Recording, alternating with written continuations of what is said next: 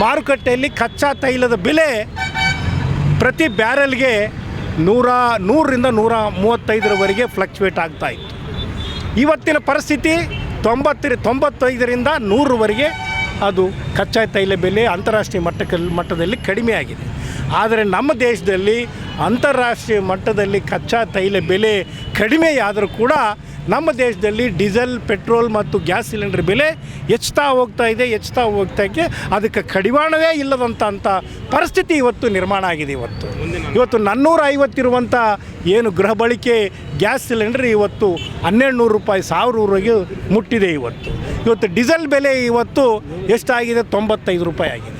Petrol ಬೆಲೆ 100 ರೂಪಾಯಿವರೆಗೂ ಆಗಿದೆ. ಹೀಗೆ ಜನರನ್ನು ಮೋಸ ಮಾಡಿ ನರೇಂದ್ರ ಮೋದಿಯವರು BJP ಸರ್ಕಾರ ಖಂಡಿತವಾಗಿ ಇದು ಜನಪರವಾದ ಸರ್ಕಾರ ಅಲ್ಲ, ಜನಪರವಾದ ಧೋರಣೆ ಇವರಿಗಿಲ್ಲ.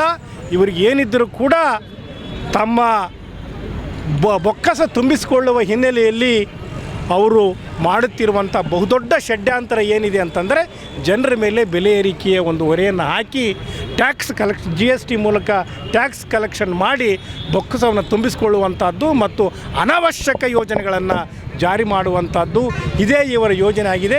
ಇವರು ಜನಪರವಾದ ನಿಲುವಿಲ್ಲ, ಬಡವರ ಪರವಾದ ನಿಲುವಿಲ್ಲ. ಮತ್ತು ವಿಶೇಷವಾಗಿ ಇವರು ಅನ್ಯಾಯ ಮಾಡಿರೋದು ಯಾರಿಗೆ ಅಂದರೆ ಈ ದೇಶದ ಯುವಜನತೆ. ಈ ದೇಶದ ಯುವಜನತೆ ಭಾಳಷ್ಟು ಆಕಾಂಕ್ಷೆ, ಒಂದು ಆಶೋತ್ತರಗಳನ್ನು ಹೊತ್ತುಕೊಂಡಿದ್ದರು.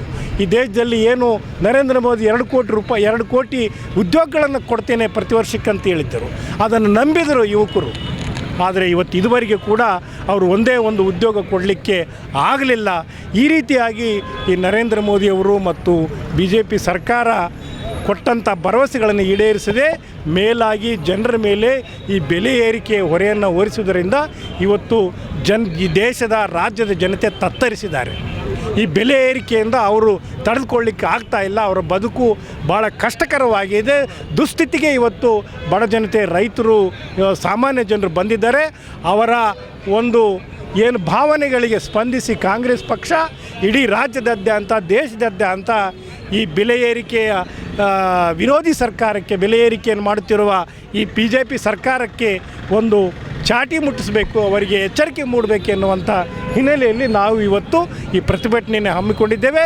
ಇವತ್ತು ಸಾಂಕೇತಿಕವಾಗಿ ಪ್ರತಿಭಟನೆಯನ್ನು ಹಮ್ಮಿಕೊಂಡಿದ್ದೇವೆ. ಇದು ಮುಂದಿನ ದಿನಗಳಲ್ಲಿ ಉಗ್ರವಾದ ಪ್ರತಿಭಟನೆಯನ್ನು ಮಾಡ್ತೇವೆ.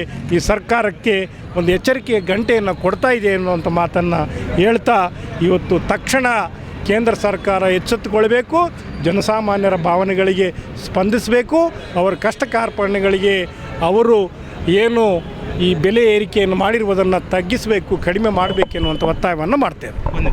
ಸಂಪೂರ್ಣ ನ್ಯೂಸ್, ಇದು ನೊಂದವರ ಧ್ವನಿ.